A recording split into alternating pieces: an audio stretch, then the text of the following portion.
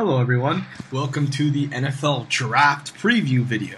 The YouTube tape crew is back, Big Rat 210, Nightmareballa1, Nightmare10. Yeah, I'm doing the introductions for you three, so we can introduce our very special guest who's joining us today. HonorHammer26? Yeah, this is the part where you introduce yourself.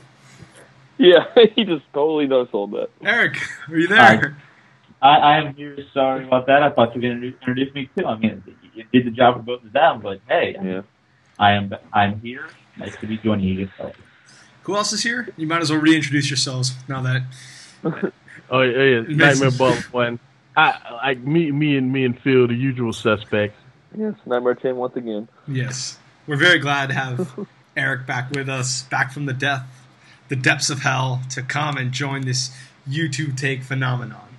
And a lot of stuff to talk about. We're going to do like a position-by-position breakdown, and we're going to do our own first-round draft for you guys as well. So we're going to start with the quarterback position because Markeem has a few choice words to say about some of these prospects. I grouped the top three as just the top three, so I'm not going to follow the list we have. And I'm just going to say off the bat, Teddy Bridgewater, the supposed unquestionable #1 overall pick in this draft, all of a sudden has faced a lot of criticism in the past few weeks. A lot of people throwing out criticism such as they're afraid if he can lead a franchise. They question his quietness as a leader. Very few talk about his actual game tape. And another big criticism is that they think his arm maybe isn't the best. And he had a poor pro day performance. So Markeem, I'll start this off with you because this has gotten you very, very, very upset. Who is Teddy Bridgewater, and what's wrong with him? I'll tell you what's wrong. Okay, I'll talk about the negative.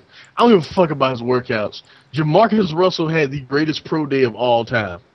What is he doing? What is he doing right now besides eating ho-hos on the couch somewhere? Like, you're like, really, let's be real about this. Like, Eating ho-hos. like, no, what's like, for real? Bro, I bet he can tell you every steak on Longhorn Steakhouse menu right now. Like, this dude's fucking huge, man. Like, that's all. You know what I'm saying? That's all anyone knows him for now. He had the greatest pro day of all time. He had a pro day where he threw 200 passes, 199 of them were complete. He threw a 70-yard bomb where the ball traveled 65 yards to his target. The greatest pro day of all time. Now he's chilling at home. I don't give a fuck that Teddy Bridgewater does not have good workouts. Who cares? If you've seen this dude's tape, you know what he's gone through. You know he had an unreliable offensive line for most of his career. You know his toughness. Talking about can he be a leader. Did y'all not see the Rutgers game 2 years ago where he had one arm, one leg, and one foot? And he had his best game ever, probably. Ever. Had his best game, period. And can quiet leaders lead? Let me give you a guy like Tim Duncan, who, when does Tim Duncan ever say anything, ever? You gonna tell me he ain't been the leader of the Spurs for the past 12 years? Well, longer than that, 14 years. You know what the fuck, man? Like I don't understand it. Is Peyton Manning not a quiet leader? Is Tom Brady not a quiet leader? Like what the hell is what really? You can't be quiet and lead? You can't lead by example? That's impossible? You can't do that? Let me tell you like this. Teddy Bridgewater is the most ready out of these dudes. Blake Bortles played in a system where it was not a pro system. The way the NFL is now is that you throw the ball about 45 times a game. Like, you're constantly throwing the ball. There is no option. There's no option keeps. The read option is like a novelty, not actually something that people run. And Blake Bortles pretty much did a glorified, like George O'Leary runs a glorified, like, read option offense. And that's what he was doing at UCF. So, I mean, I'm not saying he's not ready. I'm just saying that, come on, like, we don't know. He ran a college offense. Johnny Manziel is fucking short. Like that. Like, no, I'm not saying he won't be great. But I think people are just fanboys for this dude. Everything that we've ever criticized any other guy that has been like him, because there have been guys like him to come out and have done nothing. TiVo. You said what? I said, TiVo. But no, he's nothing like Tebow. Tebow was huge. Oh, whatever. Well, size-wise, no. Don't do that, Phil. But I'm just saying. He has the fanboyism that man. Yeah, definitely. That's a perfect example. Like Troy Smith is a guy. Y'all remember Troy Smith? I bet y'all don't. Remember that guy? Heisman Trophy Ohio winner. State? Heisman Trophy I knew winner. he would suck in the NFL, and I was right. But you get what I'm saying? Like, I mean, Manziel's a better passer, but like he was very similar. The Manziel, very similar. Michael Vick. People talked up Michael Vick the same way they talked up Johnny Football. But Johnny Manziel's more accurate. That's not even close. But like, you know what I'm saying? Like, he is the exception. He's not the rule. Like, in most cases, he fucking flops. Like, a player like him does not do well in most cases. This is how it is. I'm sorry. But, you know, motherfuckers just ignore that because he was great in the SEC conference. Let's be honest about something here. The SEC, in terms of defenses, have had, like, the best defenses for the past 15 years.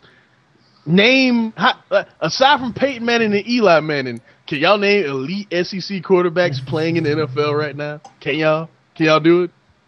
SEC, no. Yeah, SEC. No. Minus I'm going Peyton school Manning by and school, Eli cannot Manning. think of. You said who? I'm going school by school, cannot think of one. So you know what I'm saying? I mean, Like, what you saying? how about a guy like Chase Daniel out of Missouri who was on the Redskins practice squad and then hasn't played a game? Thank you. Same type of The best. I'm not just saying this again. This is coincidence. But Tim Tebow's probably the best one out of since then. Exactly. You're absolutely right, Phil. Unless I'm forgetting somebody. Maybe I'm forgetting. Yeah, I might be forgetting. Wait, something. No, I don't think so. Cam Newton. Forgot about Cam Newton. Oh yeah, there you go. Minus him. Minus him though. Okay, my point is, it's not many. It's not as many as people think. People like he shredded SEC defenses. Well, a lot of quarterbacks have been shredding SEC defenses. Have disappeared. Jamarcus Russell being the flagship of that statement. Where is he? Greg McElroy. Where is he? You know what I'm saying? Come on. Jay Cutler. I mean, he's good, but he's not elite. You know, he's an example, I guess. But like, you know, come on, man. Like, whatever. Teddy Bridgewater is the most ready. I'm not saying he's going to be the best, but if we're looking at this objectively, yes, he had some bad workouts. But if you look at his tape, I don't understand how people cannot say he's not the most ready. I just don't get it. I don't get it. Boom. Markeem, I don't get it at all. Well, if you want to be objective, I don't understand it. Like Mel Kiper, I'm so disappointed in him because he didn't bought into the Johnny Football like machine. Like he has like Manziel, his top 5 players in his draft. I was like, come on, Mel, you're my boy. Don't do this. Don't do that. Like he's a risk. He's a risk, dog. He's a huge risk. He's a huge gamble. Yeah, Teddy. It's weird. Omar Kelly, local Dolphins beat writer, who I like to quote a lot. Always your boy that you always quote. My boy. But he has a quote that I just think is very, very good. He says, "Us in the media build players up, sometimes for the sole purpose of tearing them down."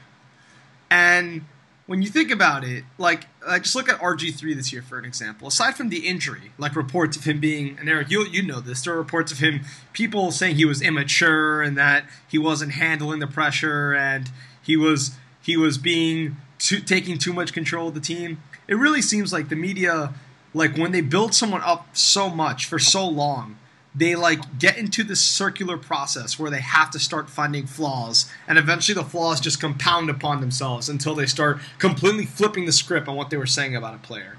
And I just think that's part of the reason with Teddy. It just seems like people are telling themselves, we've rated him so highly for so long, and we can't just keep going over the good parts of his game. So let's try to find the little flaws we can to add some new information to the Teddy Bridgewater narrative. And then once it's found, it just, like I said, it just compounds itself. It makes no sense to me. I don't understand how he could have fallen this far. There are rumors that he's not even going to go in the first round. I think that's just absurd. But I really think that's part of this. I really don't think people just magically thought he was a bad quarterback. I just think cognitively they tried to find something wrong with him. You know what I mean? That's that. Well, as a person who is looking to enter the sports media and as a person who's, gathered information about college football for the past year, he's exactly right. I mean, as members of sports media, we are looking to nitpick. I mean, that's our job, especially a beat writer. It's your job to see things that the general public cannot see. So if you're looking to, you will nitpick on every single big quarterback prospect ever. And unfortunately, Teddy Bridgewater has had to endure some of that from this pro day. Now, I have always thought he's the third best quarterback in this draft.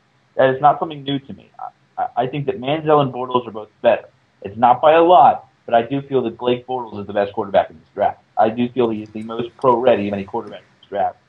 Yes, he played in a non-BCS, now a BCS conference in Central Florida, but he didn't play in a power conference like an SEC, a Big Ten, a Pac-12, ACC, wherever it may be. You know, his biggest game happened against Baylor in the bowl game, and he looked fantastic. And I know that Baylor's an offensive. Not the first quarter and the second quarter, like the middle of the third quarter onward. Well, just like any good quarterback can, it's a whole. You play for 60 minutes in college. You don't play for 30 minutes. And he came back and did very well. Now, saying that, he has incredible arm strength. I mean, Manziel has that kind of same thing, but Manziel, I think, has a tendency to overthrow his players and has that just unpredictability, which is a good thing, but also can lead to a very bad thing in the NFL based off of the defense you play. If he plays a 3-4 with great linebackers, they could pretty much shut him down with all that unpredictability if they can rush through and still get pressure on him. Oh, my God. And I think the Blake... Eric, this is so great. I needed you here. You're the best right now. I think that Blake Bortles doesn't have that going against him, and neither does Teddy Bridgewater. But I feel that Bortles is more of a lock between the two because he can just read defenses as well as I've seen anybody. I mean, I think that a little bit of insight we've seen on that Draft Academy show on ESPN that's been airing. If you haven't seen it, it's fantastic about those 5 athletes. I highly recommend it. But I've seen his work with Jordan Palmer. You can just see him getting better and better and better. He's peaking at the right time. Coming out of when he was announced to be a prospect, I didn't think many people would be getting on his bandwagon. But then I've seen some of his game film. I've seen, just what he can do with what the resources he has. And I think he will be the first quarterback taken in this draft. Or at least he should be, in my opinion. I think both Kuiper and McShay have Manziel going forward to the Browns. And if I'm the Browns, I take Khalil Mack there if he's still on the board. But, I can get a little bit more into that. But I just think that Blake Bortles is going to be the most pro-ready and can come in day one and help a team than any other quarterback in this class. Okay, question there. Him running the read option for most of his college career, that don't concern you at all?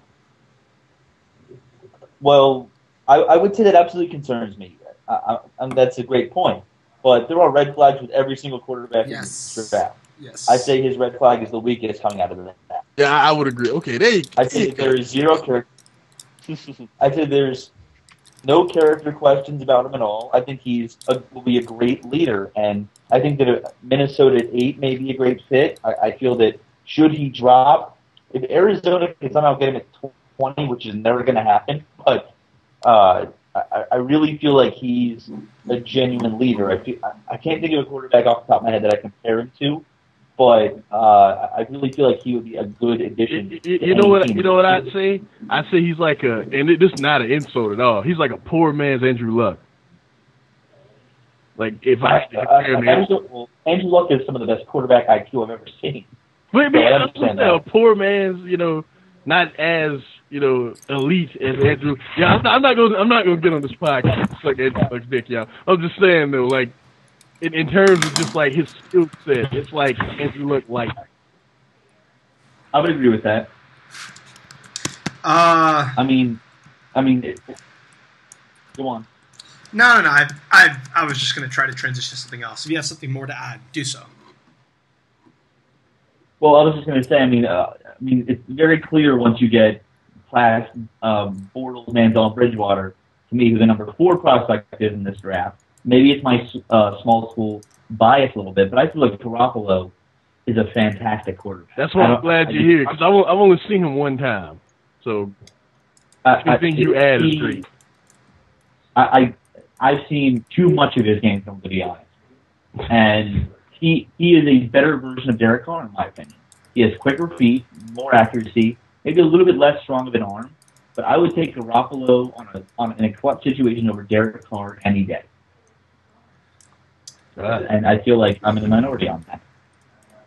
Well, I can tell you, Derek Carr doesn't know how to play against pressure. If you saw the USC game, you look at that tape, he was dancing. He was like, in the words of Stephen A. Smith, he was dancing around like the late, great Gregory Hines. Just tapped it. Like, yo, like you put, like, it wasn't even like they had, like, it's not even like he was facing the house or anything. They were literally just rushing 4 guys at him.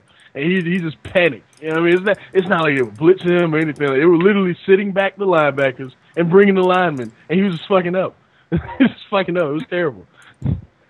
If you look at Garoppolo's tape against Tennessee Tech, the opening round FCS playoff game, you will see just someone just knowing how to shred apart a good defense. I think they scored 54 in that game, Eastern Illinois. I mean, he had a lot of weapons on that offense. He had a lot of help. A great offensive line. He had an All-American tight end in Jeff Lee Pack. And they also had, probably someone who's going to go later in the later rounds as a wide receiver, Eric Laura. But he can really help a franchise. I mean, I don't think it's out of the question seeing 33 to the Texans. I really don't. I don't think they'll take him there, but I really don't think that's out of the question. So you think he could be like a Tony Romo type guy, a guy that played in a small conference and went on to have a career? I think Tony Romo is the obvious connection because they both are coming out of Eastern Illinois, the same school. That's why. See, Eric? Right. And also playing styles. I feel like Tony Romo, just like Jimmy Garoppolo, is a little injury prone. And I feel like the biggest red flag with Jimmy Garoppolo, instead of being from a small school and not having that great of an arm, he is not battle tested. And when he was battle tested, he got his first true test against Towson, the FCS playoffs at home in the snow. I'm not saying he didn't step up because he had over 300 yards passing, but he couldn't truly guide his offense against a defense that was top 20 in the FCS. If you got those clutch moments have to happen on tape, and he doesn't have it. So he might be Tony Romo for real. Yeah. I mean, I think he could fit in with a team maybe backing up Jay Cutler in Chicago. I think he could really fit there. But there's a huge risk reward around Jimmy Garoppolo, and some teams are going to be very either pissed or happy with how he turns out. Gotcha. Would you guys? Well, we covered Carr and Garoppolo now. Although, Markeem, do you see some positive? I know you're not big on Carr and you're not big on his ability to handle the rush. But you give Carr time. He will shred you apart. The dude threw for 5,000 yards. Fair enough. The one thing I like about him though is that he does not force anything. Like he takes exactly what's given them. I think more than I hadn't seen much of Garoppolo, so I can't really say, but more than the rest of these dudes, I think he's the best in the draft at that. Like the absolute best. I think that he is content with taking the 5-yard check down. And I think that's amazing. That's good. That you need that in NFL. Because you know how many rookies come in, they try and fling the ball 30 yards down the field on every play and have 30 interceptions. So, it's good. Now we can get to your favorite. I know one of your rants was on this. Mr. Tom Savage is rising up draft boards to the point that I believe he got invited to go to the draft in New York, or in Radio City Music Hall. He's invited, to be there. So, just thoughts on? I can actually correct you on that. Tom Savage is not going to be there. The four quarterbacks who will be the 4 quarterbacks are Bortles, Manziel, Bridgewater, and Garoppolo. Wait, Carr's not being there? Carr got the invite and declined. Did Tom also decline the invite? I could have sworn he was invited. Not sure, but there are 4 quarterbacks and another for a fact. Okay. Well, Marquine, anyways, Tom Savage rising up draft boards. Thoughts? Look, man, he is a backup. He is a backup. He is a guy that can't create for himself. Everything that ever happened to him, he was he has a great arm. Don't get me wrong. You saw his pro day, that dude. Yeah, I mean, he had a pass that traveled 60+ yards. The dude has an arm, man. We know this, but I don't know what to make of this dude. I don't know at all. Cause is he really remember how many close games Pitt actually blew last year? Remember that? They probably could have been 8 8-2 at the end of the season. Remember how many close games they blew? Yeah. They won close ones too. But I just don't know, man. He reminds me of that draft with what's the name? Who's the guy? The draft with Derek Anderson. When Derek Anderson came out, people thought, we don't know what we're gonna get from this guy because they really just did. He was an X factor. Tom Savage reminds me of Derek Anderson in more ways than one. So I don't know if that's an insult or not, but that's what I see when I see him. So funny, the quarterback evaluator on Twitter that I trust the most actually just released a tweet saying, if you want another Derek Anderson in the NFL, Tom Savage is your guy. So nice for you two to be in sync. Eric, any other comments on Tom Savage? I think he's a great pick in the 4th round. Exactly. He's a backup. That's the backup. Listen to me. Donald Savage. Who the hell's Donald Savage? Tom Savage is, I don't know exactly where he would be on my ranking, but he's definitely not my top 5. He's probably in the lower end of my top 10. I think if you're looking for a quarterback like that, even though there's a question mark about his health, I'd go Aaron Murray. I think that he has a big arm, and he has a lot of. He is a very great athlete. I mean, he has the same type of arm that Tom Savage has, and I feel like he's a better value for you. I feel like he has better competition playing at the University of Georgia than Tom Savage did playing at Pitt. I think that Tom Savage at his best, isn't worth the risk of his inconsistencies. When Aaron Murray, his potential is a little bit higher, could very well end up being the steal of this draft. Yeah, we saw progression from him too, because I was very critical of him season before last. Like he was, he became the leader of that team. Like when everyone was getting hurt, he kept them afloat because they were in a situation where they really had no one, and he kept them at least somewhat competitive throughout the entire year. And he tore his ACL, which sucks, but that game against South Carolina. Like I did not think he had that in him because Jadeveon Clowney had owned him the previous 2 times they played, and he tore them apart. I was so impressed with that. And that right there got me thinking this dude might be something at the next level. I mean, he's not Matthew Stafford, but he's he's good though. Well, I guess you just remember Matthew Stafford might be your earlier example to your point about the SEC quarterbacks. Oh yeah, I forgot about him. Yeah, that's a pretty big one. Well, so did I, but I think that also goes into a guy with a similar problem in Zach Mettenberger with the injury risk. Jaworski has him second for whatever reason. I don't. God, I saw that and damn near threw up. But I have Mettenberger 6th behind Aaron Murray. But I feel like Mettenberger, that ceiling is not quite as high for him. I feel like he's just a little bit behind Aaron Murray in terms of just his mechanics. I mean, LSU is a defensive-minded team under Les Miles. Anyone who watches that game can easily see that his defensive schemes and how intricate they are. Having said that, that offense runs pretty well on its own. I mean, you had Jeremy Hyde. I think you had another running back. I cannot remember his name off the top of my head. No, it was Jeremy Hill. Sorry, and then I can't remember the other guy's name. But they did very well on their own. So I think that with time, Mettenberger could probably turn into a good quarterback, but I wouldn't bet on it. If you're looking for a franchise changer, it's not him. I think he's a project. He's more of he's more of like a let's sit him for the couple. Like he's like Aaron Rodgers, except that's probably like the best example.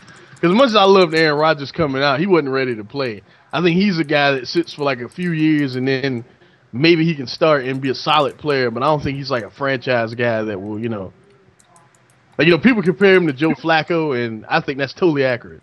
I think he could probably be like a Joe Flacco guy, maybe. I'd say Matt Flynn. So yeah. Come on, now. That's mean. He has a much better arm than Matt Flynn did.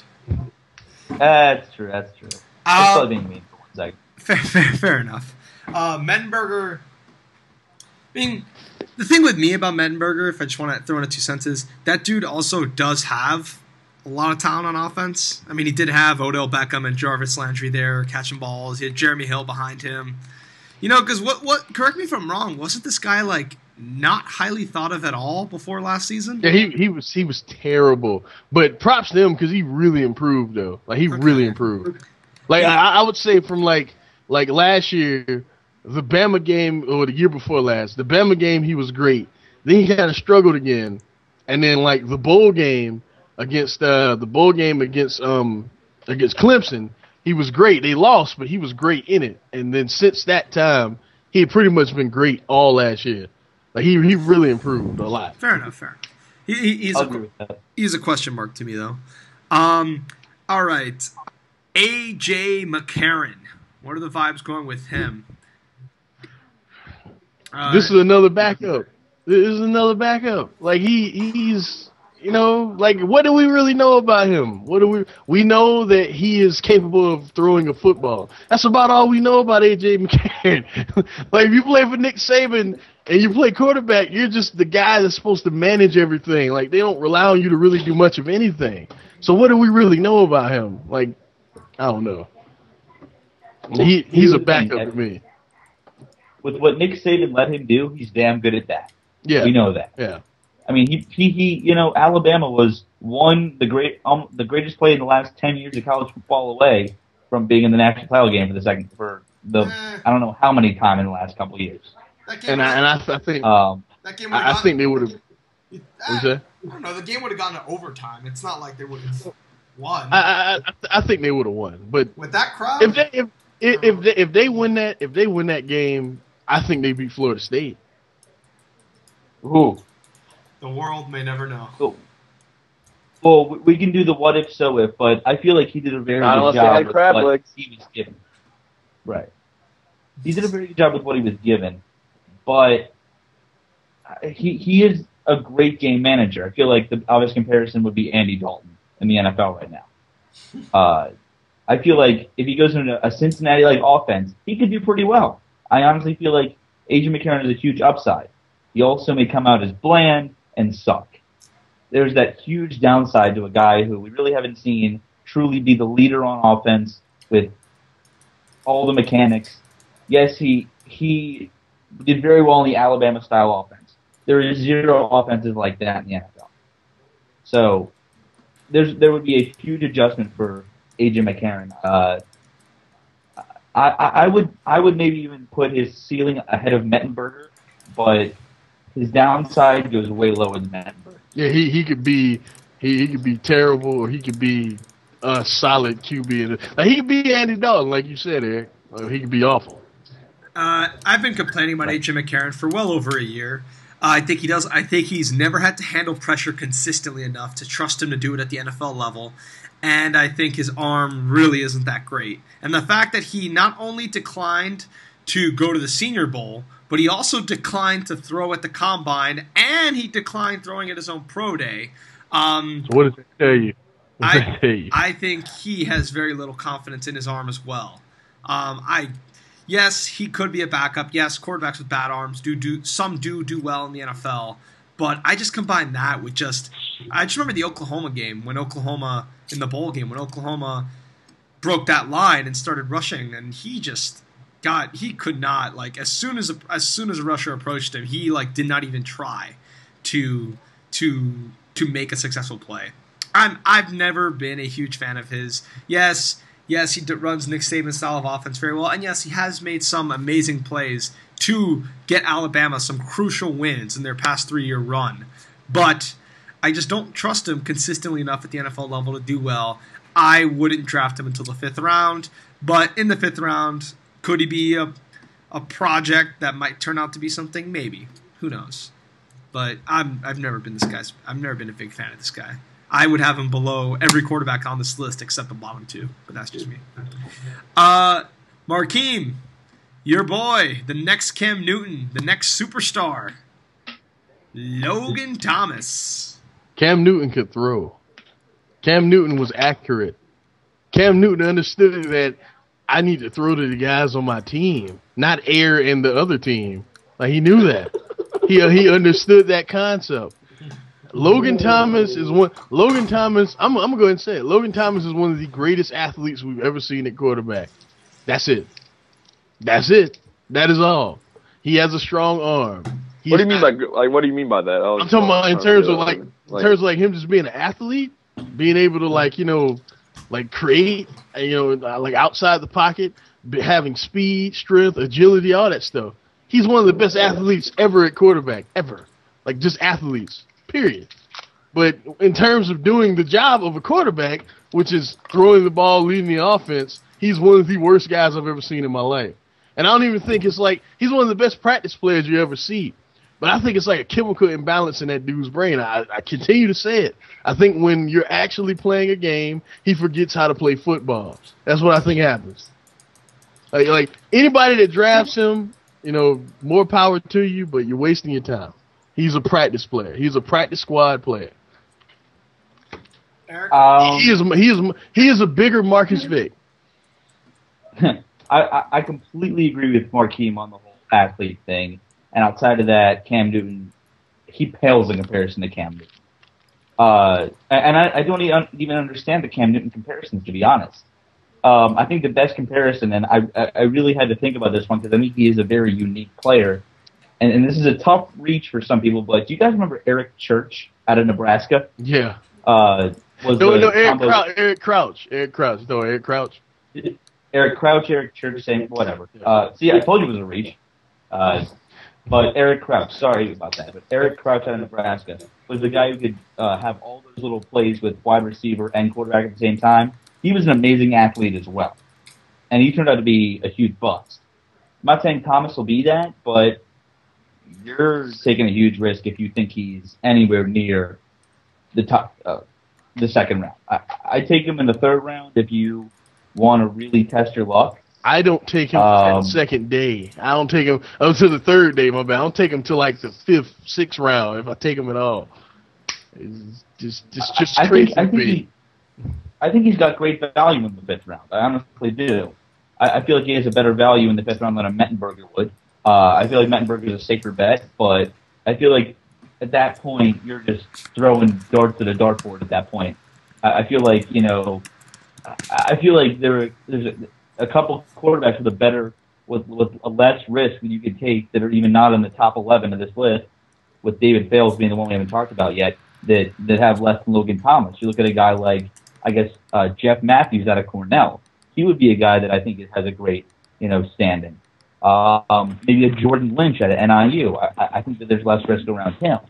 But I'd say Logan Thomas, he's got potential, and he does, but you got to go to the right team for them. I can't believe you right now. No.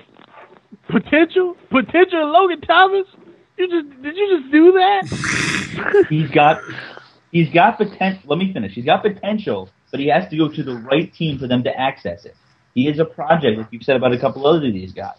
But Logan Thomas, he's a chicken with his head cut off sometimes. He completely is. If you go back and watch that Alabama game for the opener, that was one of the funniest things I've ever seen in my entire life. But yeah, I was there live. Eric. I was there. I was in the crowd. I watched that debacle with my Hokie jersey on and my Hokie foam finger, just crying with my hot dog. His Hokie foam finger. I was so upset, man. He was so bad. That was one of the worst performances I've ever seen in my life. Ever. Anything. Yes. We've heard Markeem. I can definitely see that, but I need to see this picture of the you in the jersey and the foam finger. but I will say this. If you take Logan Thomas, good luck. Because may the odds ever be in your favor. That's all I'll say. I just don't get it. Like, Frank Beamer got nothing out of his dude for 4 years. He started him all 4 years and got nothing. Got nothing out of him. It was one of the top high school recruits ever. Got nothing out of the dude. I was so hyped when we got him. I thought we're gonna compete for a national championship. Nope. Is he even in your top 10, Mark? The quarterbacks? I mean, I guess by default, but still. Stephen Morris. He would be 10. He would be 10. Stephen Morris. He's 10 on mine too, so don't worry.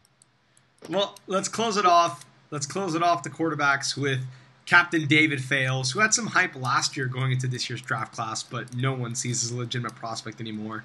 What are your thoughts on him? Either of you. You want me to go first? Yeah, why not?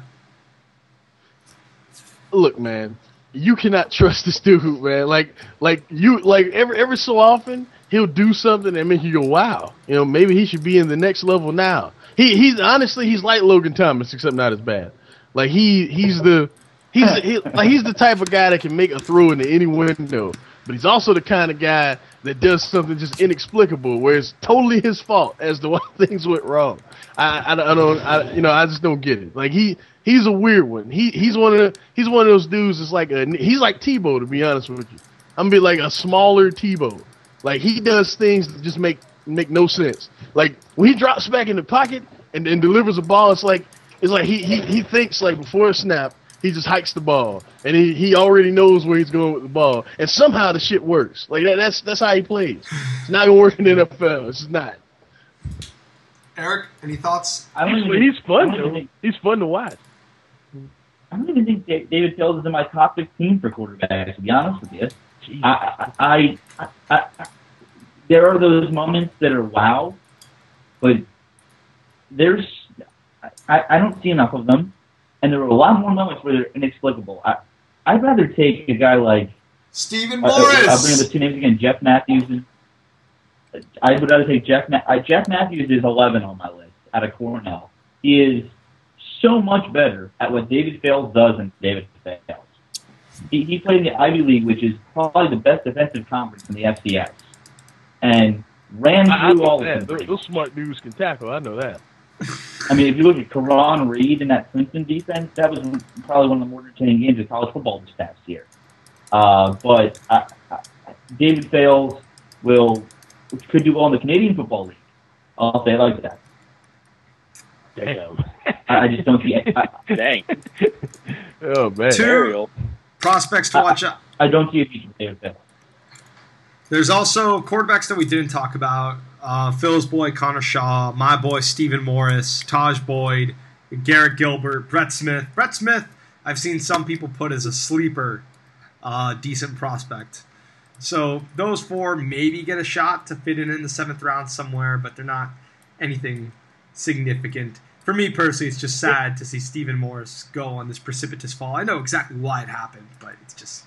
If Brett Smith wasn't so bad at the combine, we would be talking about him. Like he was so just ghastly, just so bad, just so bad. Like I watched a lot of the NFL combine, and I was in awe because I've seen him play often because Wyoming comes on really late. A lot of times I'm up, I'm like, all right, let me watch. No, he's good, but he was so bad at the combine. Just that shit was crazy. It was just crazy to me. Couldn't believe it.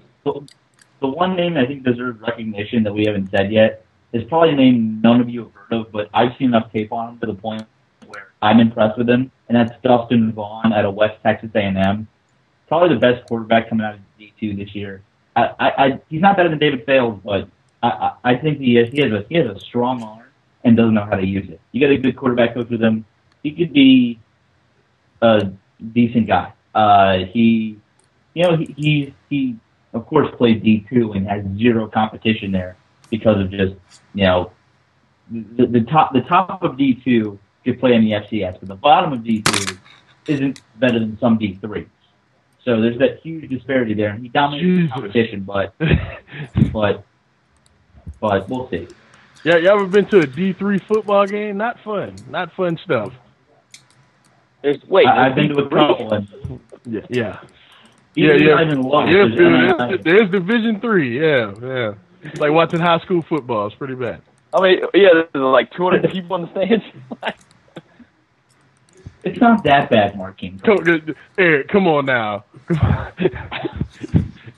I've seen some pretty good D3. You look at the top end of D3, I find that entertaining.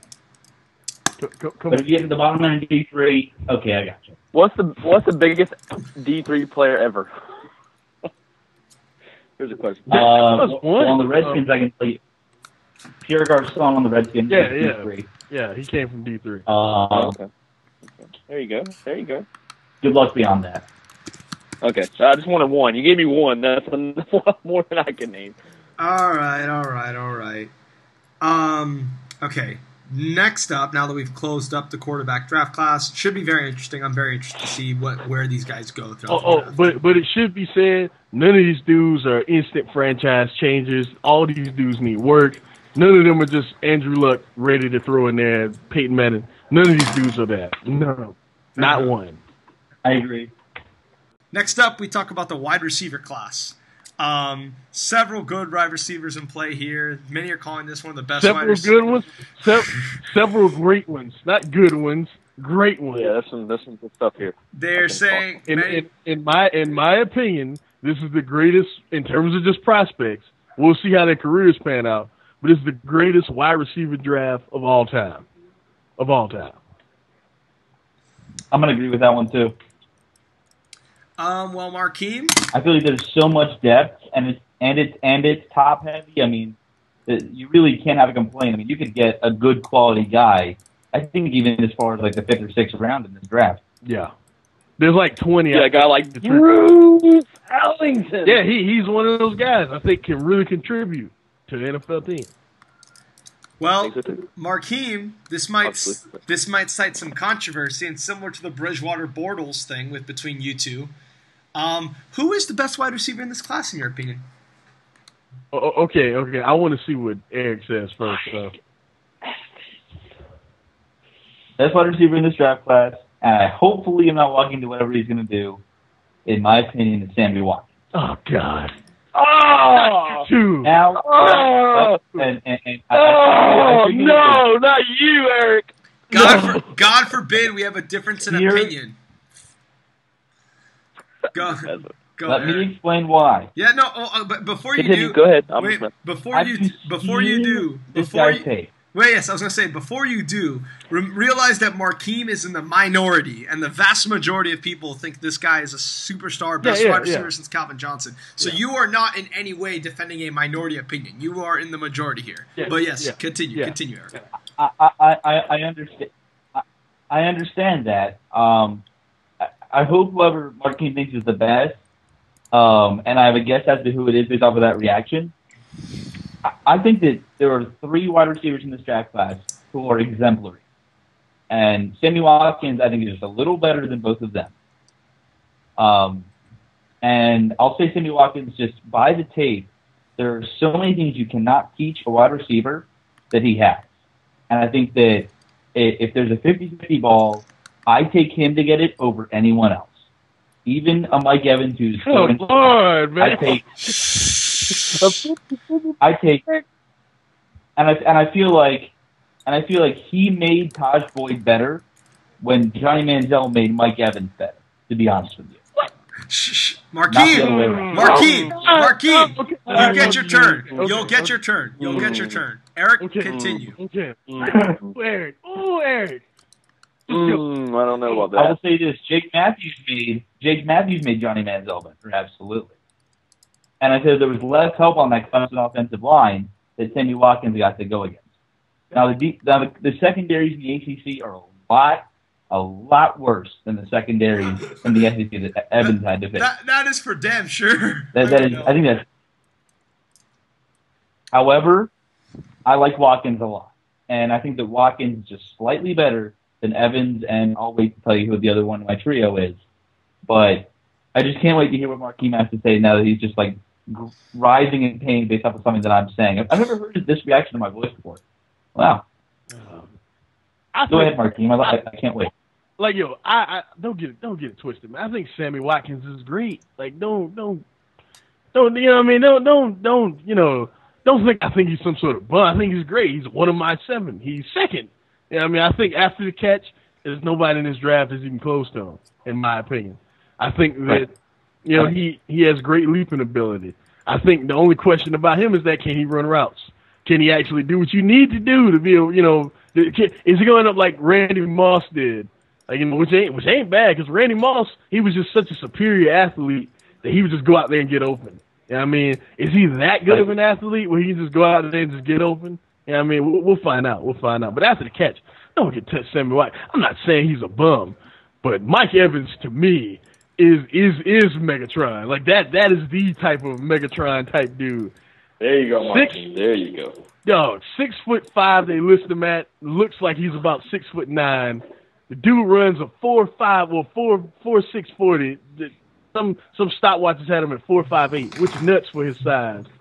The man has a 42-inch vertical while being as tall as he is, and he was the guy for when Manziel made those bad decisions. The reason why people were hesitant on him throwing it up for grabs, he was the guy grabbing it. All right, like this dude is amazing.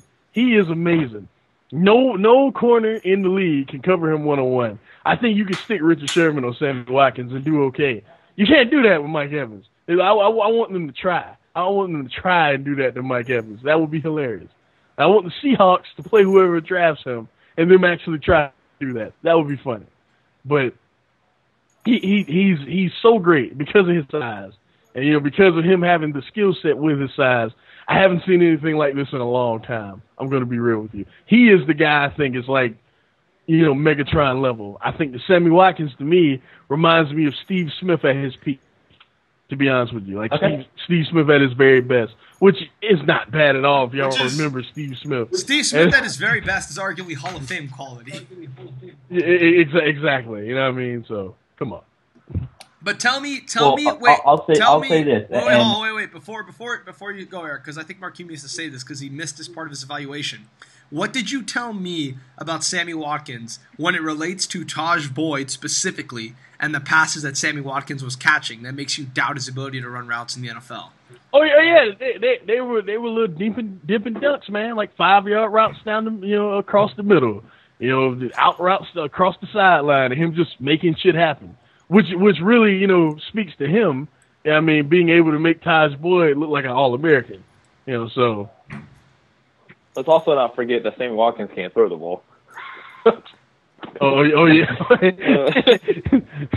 Only South Carolina would remember that, but yeah. Anyways. And just like Markeem, I don't think Mike Evans is anywhere near. I think Mike Evans is clearly the second best wide receiver in this draft. Yeah, I think Watkins is clearly the second best. So those are the top two. Right. Clearly, those are the top two. And I say that Mike Evans, I feel like he was given that potential having a quarterback like Johnny Manziel, and in a different system would not have been as expected. You just have the size, have the skill, and you have all those intangibles. You do. Get out of there, man. Get out. He could have went anywhere and been what he was. Well, Marquis, wait, hold on. I think I know what Eric's trying to say. How about the fact that the quarterback that was thrown to Mike Evans is viewed as one of, if not the best quarterback in this class? The quarterback that was thrown to Sammy Watkins, many people think is undraftable. Okay. I think that's the delineation that's trying to be made between quality of quarterback play. Well, that's not. I think the more important thing to look at is the offensive line to protect the quarterback. I think that the combo of Taj Boyd and that offensive line was terrible. I think the combo of Manziel and Matthews and company was as good as you could get. Now, if Evans becomes the Megatron you say, please play this and make me sound as stupid as possible. However, I feel like you take that example, you put Richard Sherman on Evans, good luck. I think Sherman shuts him down. I think Sherman shuts down most wide receivers in the league. Absolutely. But he's huge. Eric, he's huge, man. He's huge. He's huge. Sherman can cover anyone. Sherman, at his best, can take down anyone. Maybe except for Megatron. And if you're telling me that Mike Evans right now is as good as Megatron, oh no, I would. He has that potential. Right. He has that potential. But I feel like Sammy Watkins has multiple ways of beating you, just like Mike Evans does. But Sammy Watkins can go out there and run around you when Mike Evans kind of has to run through you as a wide receiver. And I feel like that is more effective coming in today's NFL with that than a Mike Evans. I can agree with that. Let me also add that Richard Sherman can't cover T.Y. Hilton. Just saying. Means nothing. T.Y. Hilton is not the best receiver in the NFL, but Richard Sherman can't cover him. Just can't. I've seen T.Y. Hilton massacre that dude when they played last year. But yeah, that's all I'm gonna say. It just proves that Richard Sherman is not perfect. Let's just be yes. No one is. He's the greatest quarterback in the game. Damn close though. He's damn close. He's about as close as you can get. I think Joe Hayden are pretty damn great. Now wait, Eric. Before we go down this list, was Odell Beckham Jr. the third in your wide receiver trio, or was it someone else? It was someone else. Okay, well, go. Let's start with your someone else, and then because I think I know who it is, and then we'll evaluate him, then we'll evaluate the rest of the list. My someone else, and I'm pretty sure that you actually have it wrong. It's Allen Robinson. Wow, I didn't know that.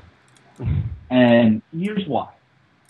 Penn State, I thought, was the most overrated team in college football last year, outside of maybe the University of Florida. And Florida showed out that way. Allen Robinson single-handedly kept that offense together, in my opinion. He ran the offense.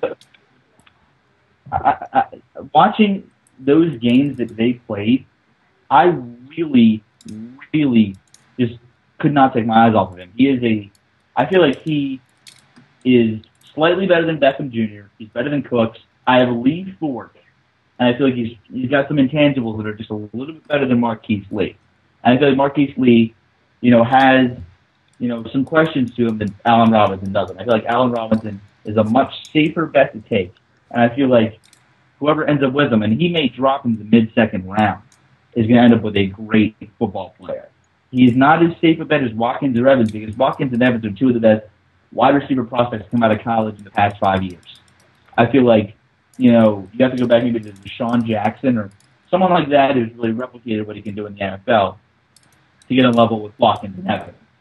But I feel like Allen Robinson come in there and get you a good, 650 yards your first season, then build on a 1,000-yard season from there. I like him a lot too. I like him a lot. Question his hands a little bit, but everything else, he can do everything well. I feel like he's one of those guys, except for his leaping ability. He has nothing that's like elite except his leaping ability, but he's good at everything. And his hands are a little suspect, but that's something you can clean up by just working on it. You know what I mean? So, yeah, right. He's really good though. But he's not my third. My third is Marquise Lee. I think the only question mark about him was really his health. Like, can he get healthy? I mean, will he be able to withstand the physicality of the corners in the NFL? Because they beat you up. Like, Darrell Reeves is a great corner guy, but he also beats you up at the line of scrimmage. Richard Sherman's the same way. Some of the great, corner dudes, Joe Hayden, guys like that. Keep to leave. They get up in you. I just wonder, could he withstand that? But aside from that, I have no other questions about him. He has great hands. He understands the position. It's always open. But will he be healthy? And can he get physical? That's it. That he will be my favorite. Right. As I said, Marquise Lee is fourth for me, and I feel like he has a lot more, not necessarily tape value, but he has a lot more, just raw. I'd say a lot more raw talent than Allen Robinson does. I'd say Allen Robinson knows how to put it together a little bit more and knows how to work an offense with all the talent around him a little bit more than I'd say Marquise Lee does. But, Matt Barkley is no slouch, and Marquise Lee was able to reel in all of that and play really, really well. And Allen Robinson, didn't have as good a quarterback at Penn State and still was able to do pretty much just as much. So I feel like that's a little bit of Allen Robinson that had a Marquise Lee for me. All right, now we got the rest of the list.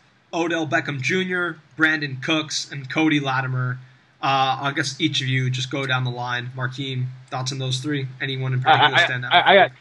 I got Cooks next, and then Allen Robinson. I got Cooks right before Allen Robinson. It's pretty much like a tie for me. The thing that put Cooks a little bit over the top for me is that he really, if you really watch him, he reminds me of Wes Welker, like a black, faster Wes Welker.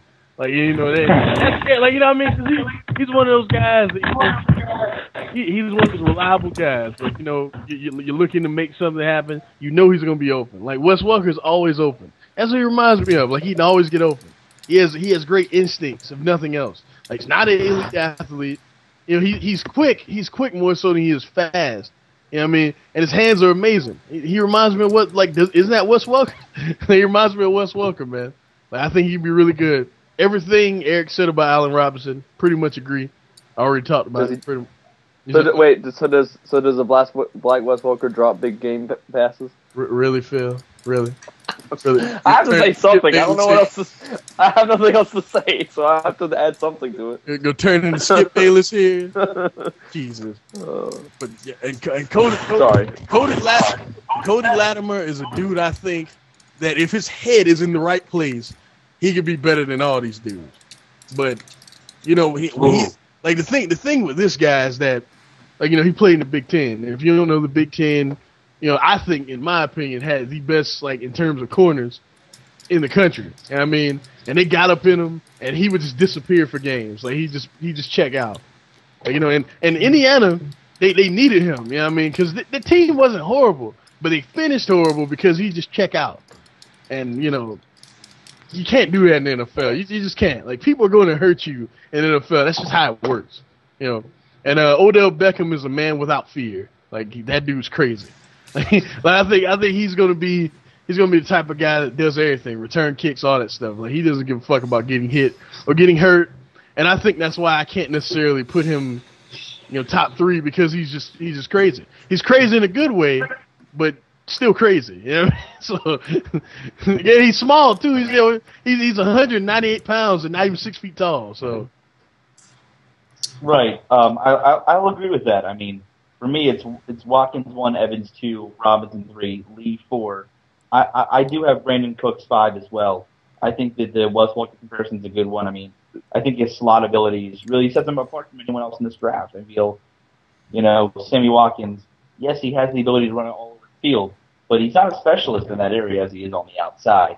Brandon Cooks, you know, he could adapt an offense like that. I really feel like he could open up a secondary better than maybe anyone else in this draft. And I feel like that he might be the best, like, number 2 receiver prospect we've ever seen, maybe. I wouldn't agree with that, but I would say he's definitely up there. I would say that Brandon Cooks has just a lot of raw potential. I mean, when you put, and I have Latimer 6, and this is why I'm saying that, when you put Odell Beckham Jr. 7th in a wide receiver class, that truly shows you how strong he is. And putting him 7 is by no means a slouch to his ability, because Odell Beckham Jr. I think I like what Marquise said as well right there. He's fearless. I feel like he has that just, I'm gonna get up and I'll make it hurt, but I'm gonna catch this ball and bring it down type of, just, I guess, like baseball outfielder type mentality that a lot of wide receivers need to have and don't. And I'd say that that's his biggest strength. But the biggest question about Odell Beckham Jr. is, how does he fit in a pro game? I feel with Braxton Miller and Terrell Pryor, the 2 quarterbacks that he's had in college pretty much around him, they did a lot of the work for him. No. Odell Beckham Jr. is going to have to. Beckham played at LSU. Mettenberger and oh, I'm sorry. Am I thinking of? You thinking about our what's his name? I'll get it. I'll get it. I'll say this. I'll say this. I mean, I've seen Odell Beckham Jr.'s tape. I mean, yes, I got the school wrong. However, Mettenberger, same exact thing there. I'd say Odell Beckham Jr. really does have, you know, that fearless mentality. However, a lot of the work was still done for him. I mean, yes, the most of Odell Beckham Jr. was definitely at the combine. Yes, started to slip up about Ohio State to LSU. However, I put him 7, and I stand by that.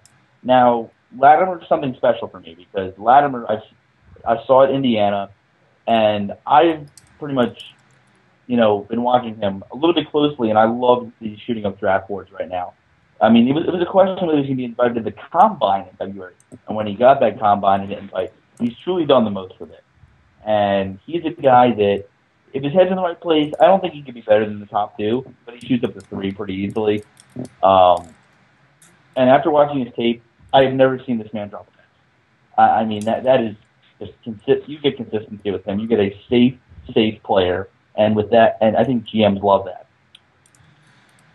For the wide receiver for Ohio State, did you mean Jeff Green, Cato Mitchell, Delvin McDaniel, Brandon Ojikitu, Joe Ramstetter, Corey Smith, Delvin Smith, Evan Spencer, Michael Thomas? Any of these names ring a bell? No?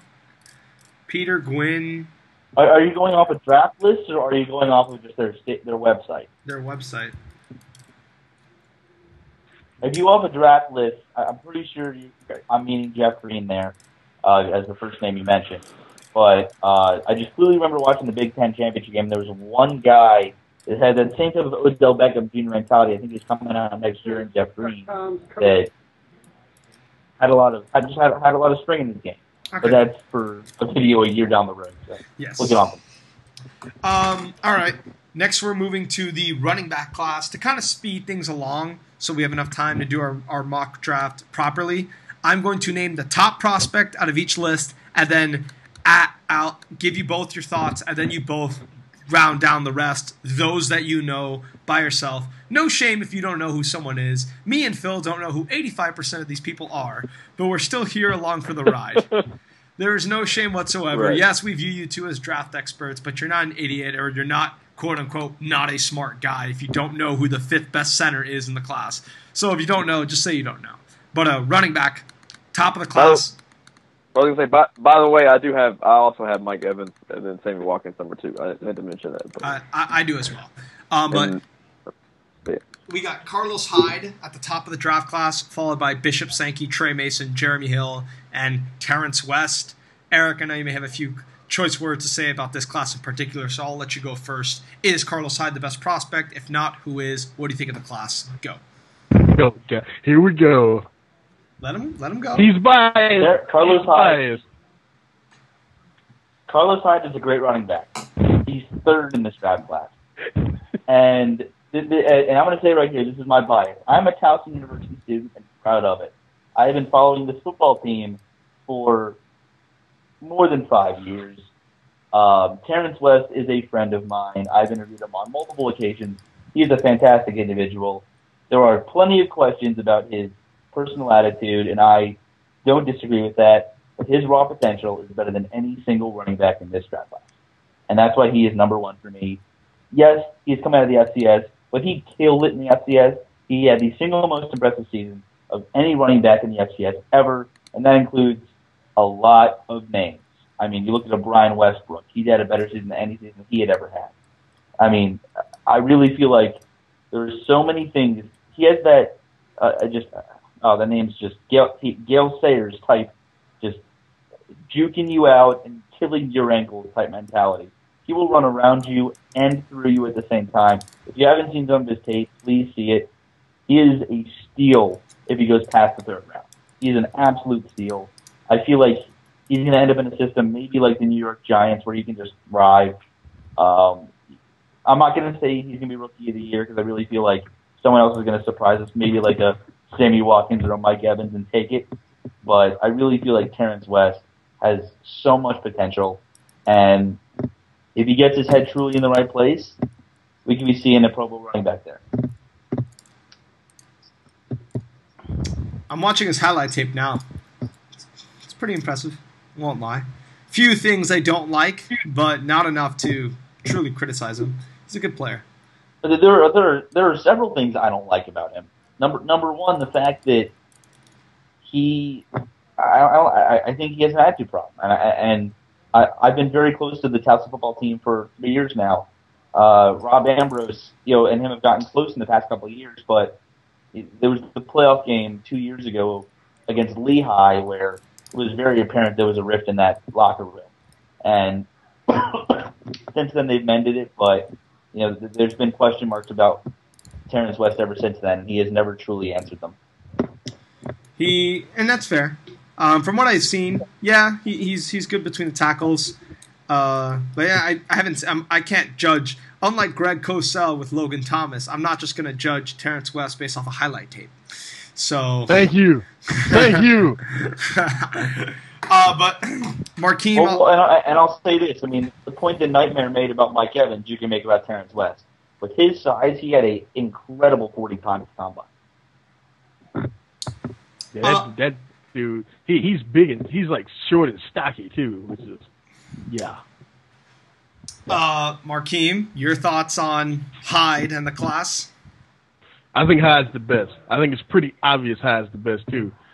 Have y'all ever seen him when that athletic at 6 foot 230 moves like a wide receiver, dog? Like that shit is nuts to me. I think that here's the thing though. Here's the thing. How versatile is he? Like, I just wonder. Because in the NFL today, you've got to be versatile. And if you just go handle the ball, tell him run between the tackles, I think he can contribute, be fine somewhere. But he can't do much else. So, you know, it makes me worry a little bit. And I'll agree with that. And he has a fumbling problem. He has a terrible fumbling problem. That can be fixed. That can be fixed. Well, I'll say this. With how high the wide receiver class is this year, I think it's equally low in the running back class. The fact where I can even make a valid argument to the point where Terrence West is the best running back in the draft class is nuts. And I am higher on Terrence West than 99.9% of America. Yeah. I think that's just atrocious. I mean, where are the Adrian Petersons of the world gone? You know, but I also am a really big fan of Bishop Sankey. And I really feel like he, as a power back, can work very well. And he's not the guy who's going to run around. I like Trey Mason a lot. I think as a just try hard guy, he's the best. Like, you know what I mean? Yeah, I'll agree with that. I mean, there's a lot of wait and see running backs this year. I mean, as you said, Carlos Hyde has incredible athletic potential, but if you can't hold onto the ball, none of that matters. I feel like a guy like a Trey Mason is very, very similar in that sense that he has a lot of great stuff coming out of Auburn, but he doesn't necessarily know how to use it. And then there's guys like an Andre Williams who had great numbers, but isn't being talked about at all. So that's because he beat up on bad defenses. Like, his numbers are very inflated. He just put up big numbers against bad defenses. For sure, though. For sure. Markeem, go on, Markeem. What was the comparison you made to Jeremy Hill? He could be Alfred Morris. He could be the guy that no one really pays attention to, and he turns out to be like a guy that's the focal point of an offense, like Alfred Morris is for the Redskins.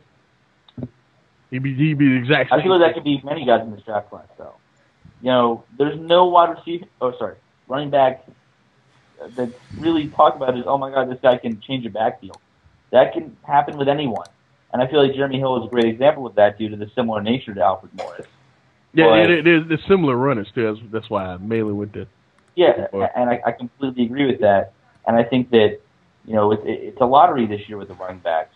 I feel like it's kind of like the NBA draft lottery. You know, you get the most ping pong balls on the guy that gets to be taken first, and it looks like it probably will end up being Carlos Hyde. But, you know, there's no guarantee that you can end up getting that potential out of anyone.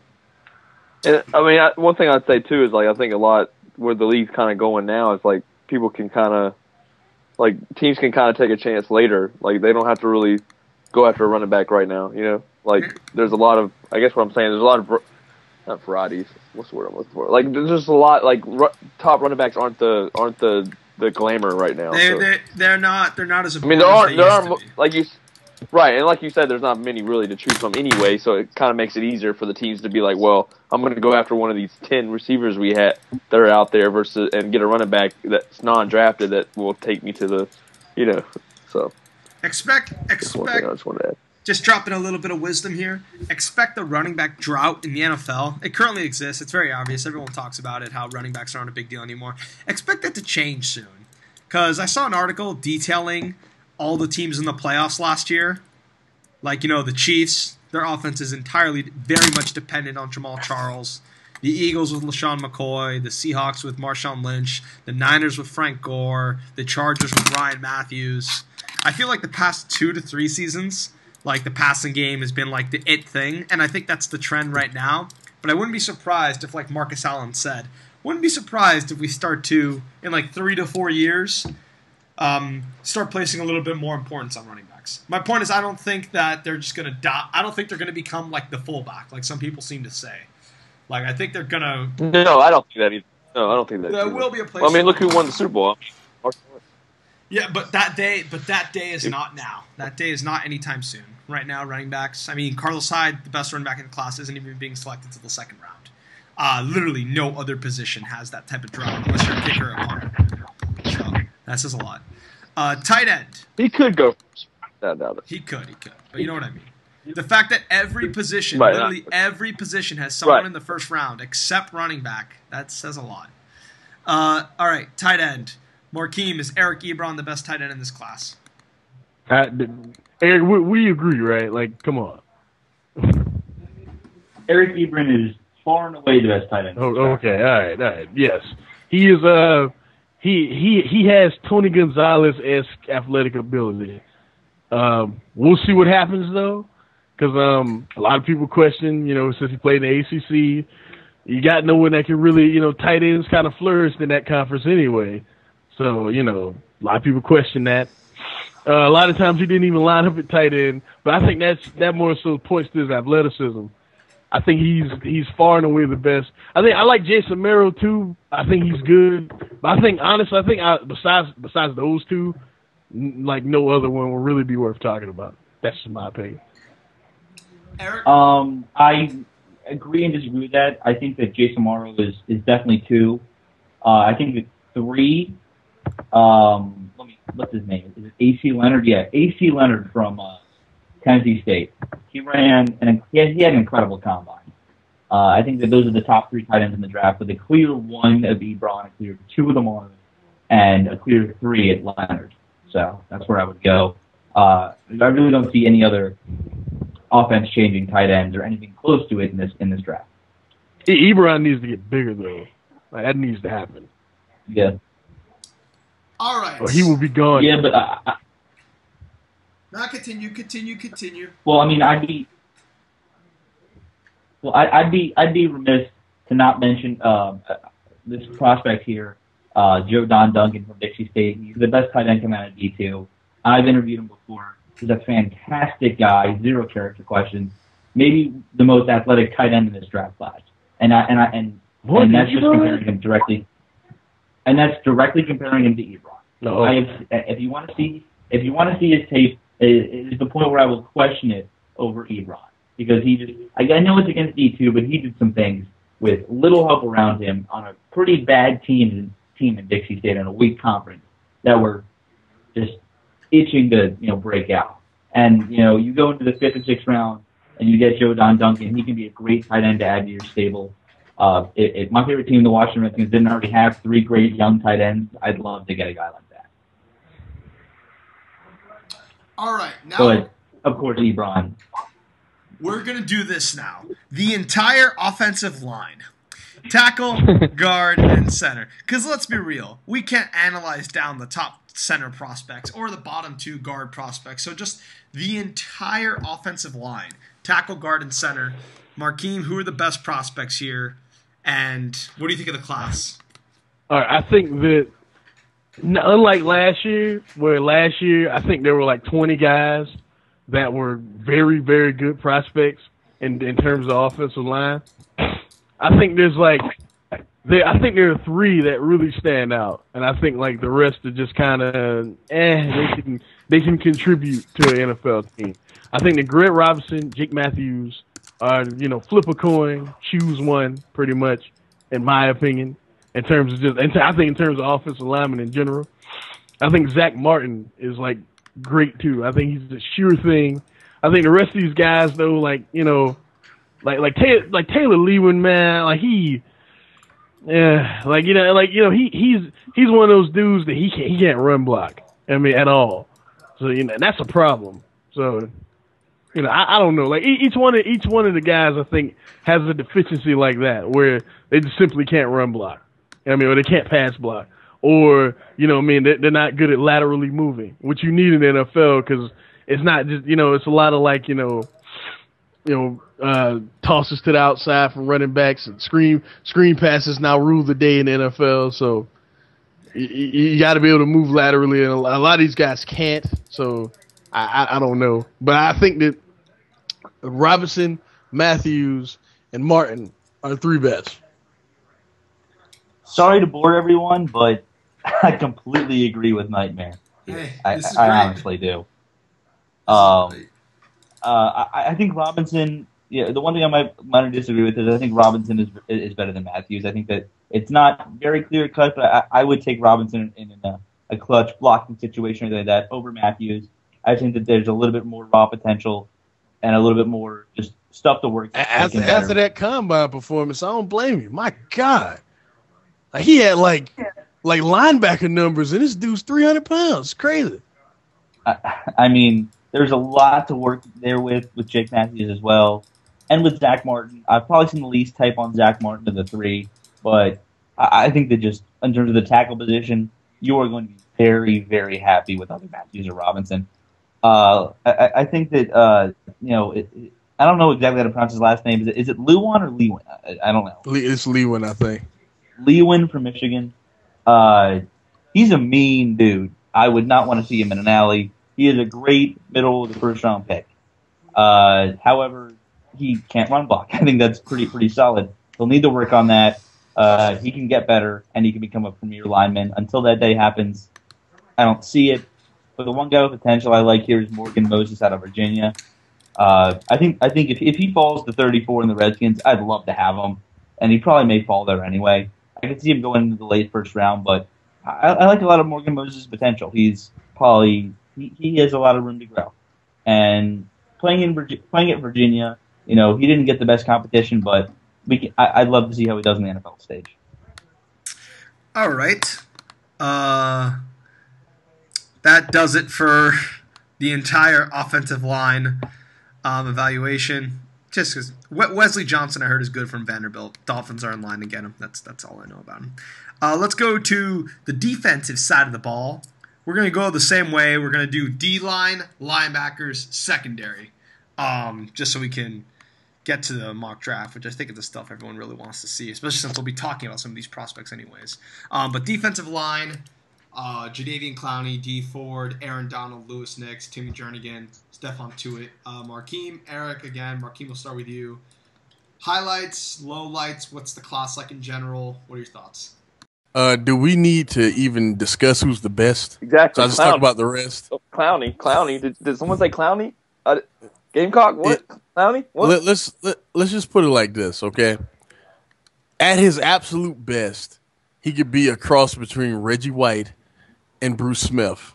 Ooh, think about it. son. At his absolute best. At his worst, like if he doesn't pan out, he'll be Javon Curse. Think about that. It's not bad. Still an okay player, not bad. That. You're gonna make me cry. Like in terms of just talent, he is what LeBron James was to small forwards in the NBA. Like he is that talented. Like he is. There's not one thing he does badly. I would say like maybe he should get a little bit more upper body strength, but that's about it. Like and that comes the older he gets, he'll get that. No, he ran his 40 time was faster than 60% of the running backs.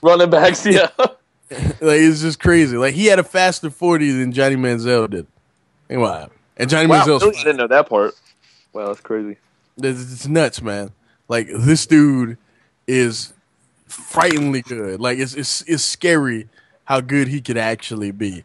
And now in the NFL, since everyone's talented, he won't get, blocked by 3-4 guys at the line of scrimmage like he did in college.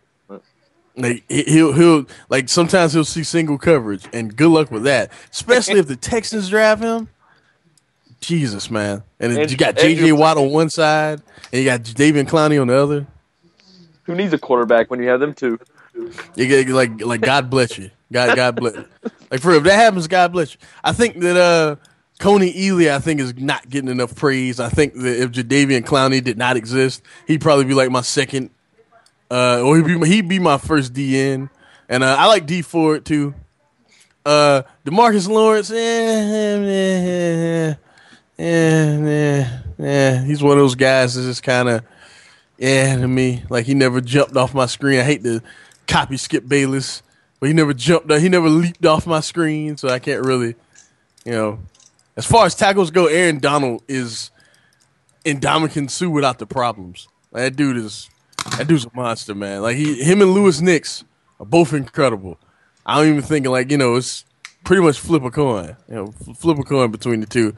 I think they're both incredible defensive tackles. Like just incredible. Like Lewis Nix is more of like the Vince Wilfork type though, in my opinion. Like more of like the big guy that clogs shit up, and Aaron Donald is the playmaker type dude. Like Lewis Nix is more the guy that affects the entire defensive line, and Nix is the guy, Nix is the guy that does that, and Donald is the dude that's like the big play guy. So whichever one you think is more important, that's what you pick. But in my opinion, those are the top three. Jadeveon Clowney, Donald, and Nix. I mean, like D Ford is cool, Coney Ealy's cool, but come on. Like Clowney, it's Clowney and everybody else, to be perfectly honest with you. But yeah, I'm incredibly high on Khalil Mack. I think that Khalil Mack is an incredible. Hold on, no. You want to include let him me finish. Let me finish. Let me finish. I think Khalil Mack is an incredible prospect. Jadeveon Clowney is better than him. Jadeveon Clowney is a 1 in a 10-year player. He is everything you want in a defensive prospect. Not that he can change a defense by himself, because I don't think any single defensive player can truly do that. But he's as close as you're going to get with a prospect.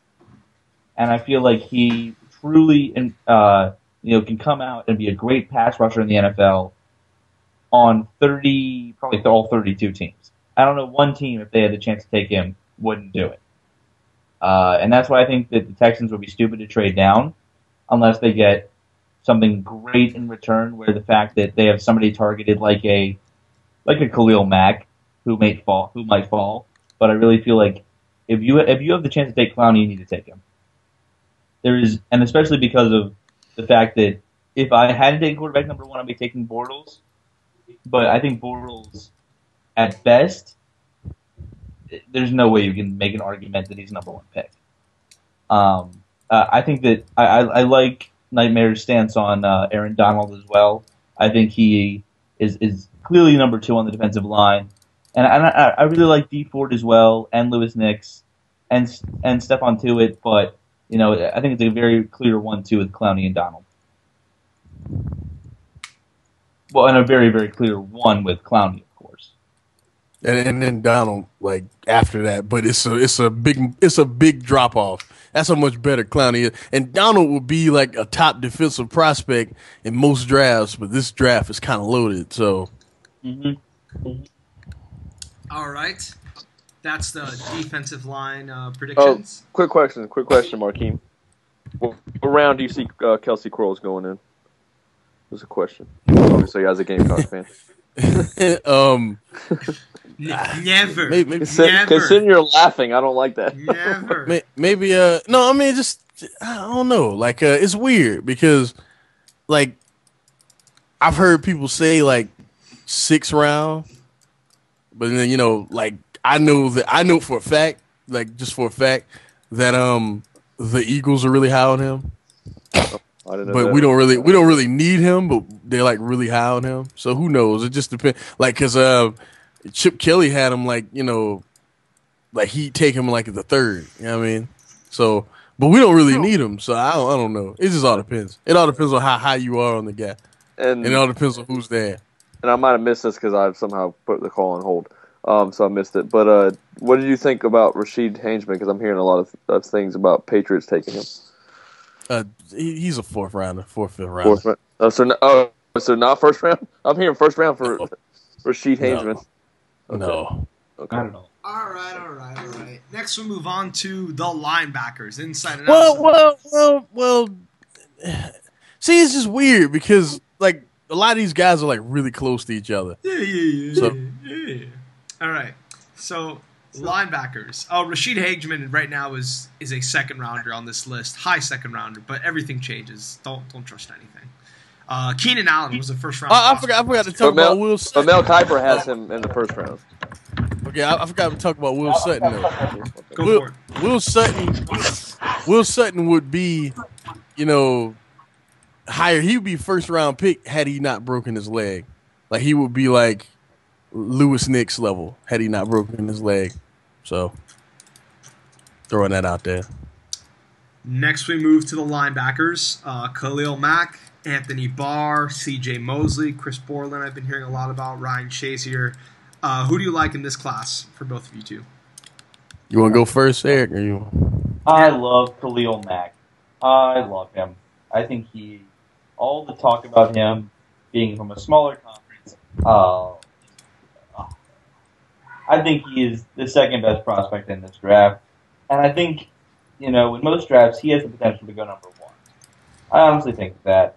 I love his style, and I really think that this makes the decision a lot tougher on any team like a Houston Texans, because there's a very good chance the player you don't take between Clowney and Mack at 1, you have to face twice a year at number 3.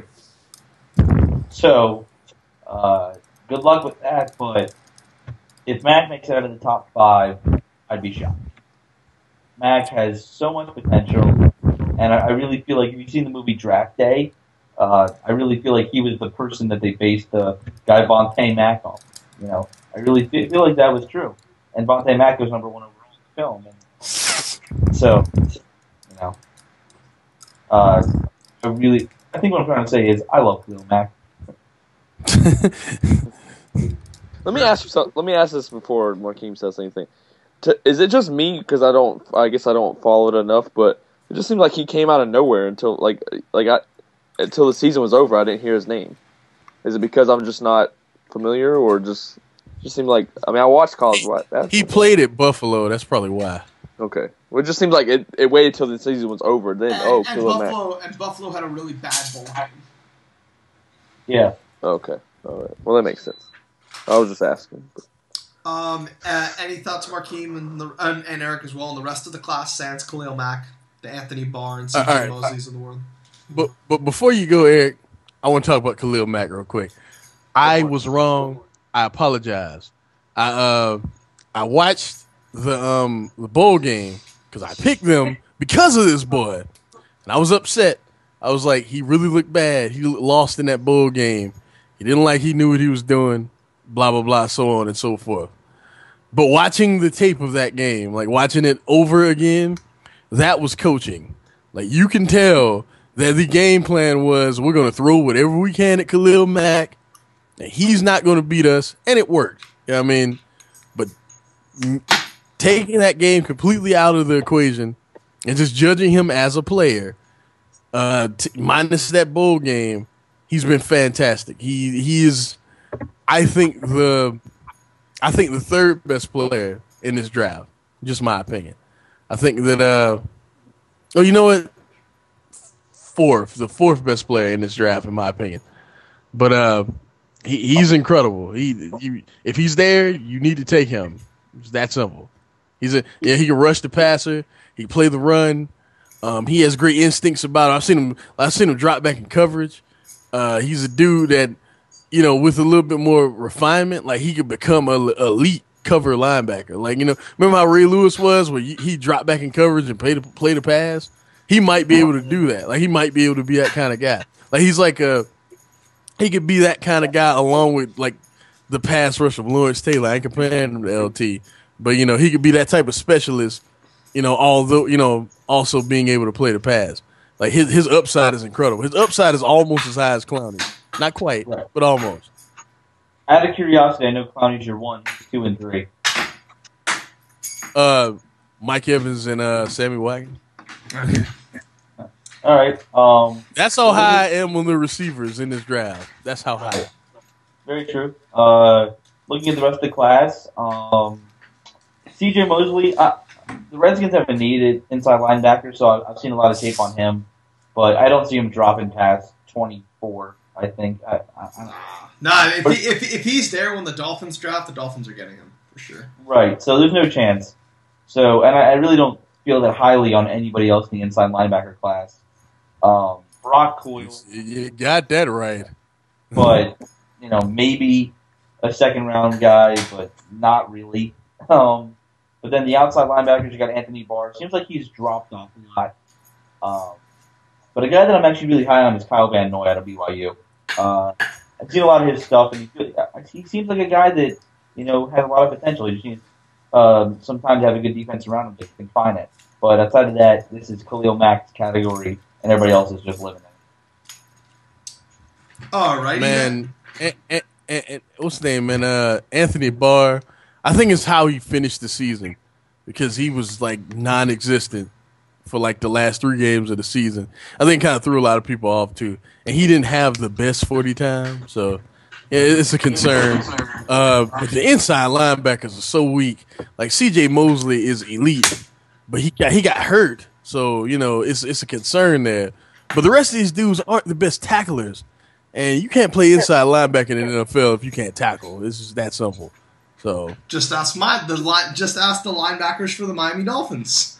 It just leads to an abysmal tackling game, an abysmal run defense, and just. By the way, I just checked PFF. Philip Wheeler was the worst rated 4-3 outside linebacker in the NFL. Dead last. Even worse than the Redskins guys. Worst in the NFL. And Philip and Donnell Ellerby, our inside linebacker, out of 55 inside linebackers, was ranked 50th. London Fletcher still did hit the bottom, so the Redskins guy still was worse for the inside linebacker spot. But the Dolphins linebackers are absolutely atrocious. That makes me sad because he's just old, man. That's all. Who, Fletcher? London Fletcher was a great player. He's old. At one point. But in the cruel, sadistic world of football, he's not anymore. That's why he retired. What was your weird feeling once? What? You said you had a weird feeling once? No, I got his jersey when I was young. Aww. Now you can burn it. No. I'm being far too cruel. But now we're going to get Markeem being too cruel. No worries, because we're going to talk about some secondary. Cornerback, strong safety, free safety. We got Dennard, Justin Gilbert, Markeem's boy Kyle Fuller, Bradley Roby, Jimmy Ward, Clinton Dix, not Hashan, Calvin Pryor. Markeem, start us off with Dennard, or is it Dennard? I'm not sure. But everyone views him as a top cornerback prospect, and he's a little, 5'11" guy wishing to achieve his NFL dreams. What do you think? It's not even that he's 5'11". It's like he plays like he's 5'6". Like he uses his limbs and because he's not the fastest dude in the world. He's not gonna chase you down and stay with you, but he's just annoying. And you know what I mean? Like he beats you by being annoying. And I'm just not sure if that's gonna work at the NFL level. That's just me. I'm probably wrong, and watch he turns out to be the best quarterback of all time. But yeah, I don't know. I just don't think it works. The dude I'm the highest on out of all these dudes is Justin Gilbert. Did y'all see him against Baylor? Let's see what he did against Baylor last year. How he pretty much took Bryce Petty and them boys completely out of the game by himself. And y'all remember how I was on Terrence Williams 2 years ago, right? Yeah. When Oklahoma State played them, Terrence Williams had 1 catch for 7 yards. Guess who was on him? I'm just saying this is a bad dude, man. This is a bad dude. My one complaint about him though is that when he's not the best against deep routes. Like the ball gets lost and he gives up a lot of big plays, but he gets that under control. Kyle Fuller hits the shit out of you. I just don't think he's the best cover corner. And in the NFL, you need to play coverage because my God, but I don't know. But if he becomes a better cover corner, he could be the best out of all these dudes. So I don't know. But in terms of safeties, Clinton Dix is the man. I think that dude is mean. He doesn't give a fuck about you. He hits you hard, and in the NFL, that's all you really need. I think that the secondary in general in this draft is kind of weak, to be honest with you. Aside from the guys I just mentioned, but yeah. What about? Curious to know how you feel, Eric. I agree with you on Denard. I think he has a lot of potential. I really do. He just needs to change up his style of the game, and that's easier said than done in an NFL environment. Best out of the corners. But I then really you know like what I Gilbert as mean well. by that? Like I know it sounds weird, but like No, it's like he just plays like a little guy. But you he's need not. to watch his, Just, you you know, you really need to watch his tape to understand where he's coming from on that. But once you watch the tape, it's like, okay, that's what he's talking about. I mean, against some of those Big Ten receivers, Denard really, didn't have, all that much cover room, and he did very well. And he can be an asset to an NFL team, but he needs to change up his style. And I have Gilbert number 1 at the cornerback position as well, with the guy at TCU, Verrett 2, Fuller 3. And I feel like all those guys, should one of them drop into the late first round and go to 34, the Redskins can be very happy getting them there. But I don't see Gilbert dropping that far. Maybe Fuller or Verrett, but we'll see. But the thing I like most about Justin Gilbert is just his tenacity. I really think that he is. I really think that he uses his football IQ in just such a mental way that he can be a captain of a defense and really make, really shut down an opposing wide receiver corps just based off of his skill level. I think he's that good. I see a lot of Champ Bailey in him, and I think that really can help. Just being that, just smart wide receiver. He's not going to be the most flashy guy. He's not going to be the most over the top, Joel Davis type of cover point. But I feel like he really could, help the defense a lot. Strong safety may be one of the weaker positions in depth in the entire draft, along with inside linebacker. But I really like Jimmy Ward. I think he's pretty strong. Didn't play in a power conference either, but he's got a lot of skill. And I feel like he might need some time to adjust, but he has, the world ahead of him. And I think that he could be the surprise of this draft as well. And to go to free safety, there's a very, very clear 2 people who are the best. I do have HaHa Clinton Dix 1. Not only for the best name in this draft, but he how's that a real name? HaHa Clinton Dix. Yeah. I mean, there's no way. no, his real name I think is Hashan. It's Is Hashan. Okay. But he's known as HaHa. But I don't think there's a shot HaHa Clinton Dix goes past 17 at the Ravens. I really don't think there's a shot. So he will add a lot to whatever team he goes to. But if Calvin Pryor drops, just the team is going to be so happy he gets him. He is a hard worker. He helped keep Teddy Bridgewater on the field for that long with all the plays he made last season at Louisville. I mean, he is a fantastic number of secondary. And I know with I wouldn't mind the Redskins trading in the late first round to get this guy. I mean, he would probably be my pick. If I had the choice to pick anyone, it'd be him. Y'all know the weirdest player in this draft, though? Brock Vereen. Like, he plays like a linebacker, but they put him at safety because he was too small to play linebacker. So Yeah. I don't know how he's going to be in the NFL. He's a weird guy. I don't know how that's going to work. One guy I have to mention, and that's Pierre Desir. I think I actually have a pretty high on my cornerback list. He won the Cliff Harris Award last season. For those of you who don't know who Cliff Harris is, he was a Dallas Cowboys great. They named the award after the best defensive player in D2, D3, and NAIA, which is the 5th tier of college football. And Pierre Desir, a cornerback out of Linden One University, won it. He's one of the 5 featured on the Draft Academy for ESPN. And all the things that Marquine said, he doesn't like about Denard, you would love about Desir. He's 6'2", I think 205, and he's so fast. He may have set the small school record for the broad jump at the combine. I think it was like 11.3, 11.4. He is fantastic. Damn. He can make a lot of noise coming up. I can see him even slipping into the late second round if somebody just wants to take a chance on him. Pierre Desir, I fucking saw this guy. This is the guy that the Bleacher Report did a big piece on about like his family or something. And I've interviewed him before. He has a wife and 2 kids. He is a true family man. He's one of the nicest guys I've ever talked to. He's a great guy. Oh yeah, and he has a great story. Yeah, he showed out at the Senior Bowl and the East West Shrine game so much, and any questions about this guy have been gone because of his showings just have skyrocketed him from a guy who was talked about 6th, 7th round to maybe even into the 2nd. I mean, he is fantastic.